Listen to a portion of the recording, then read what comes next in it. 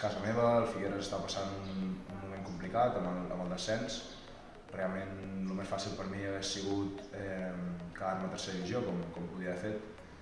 i decideixo venir aquí per això, perquè el Figueres penso que és casa meva, ha d'estar mínim a tercera divisió i el meu objectiu no és altre que venir aquí amb molta ambició i amb l'únic objectiu de pujar de categoria i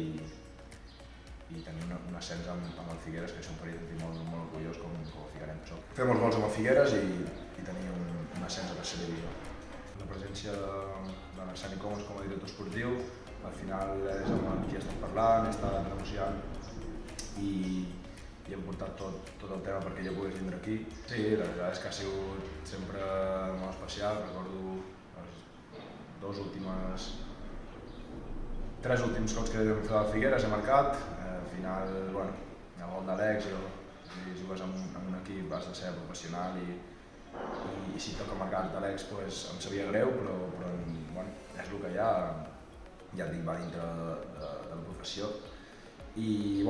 aquest any no es complirà aquesta norma i tocarà marcar a casa, però amb la blanc i blau. Recordo estar 6-7 anys, etapes molt maques, jugar amb els meus amics, jugar aquí amb els meus millors amics, realment, que encara conservo. Van ser uns anys que ho vam passar molt bé, vam guanyar lligues, vaig fer uns gols de petit, me'n recordo aquí, vaig jugar fins al juvenil A, sent de primer any, i ja et dic, després quan vaig estar aquí la meva segona etapa ja com a amateur, el primer any és el que recordo més especial, amb Chicho,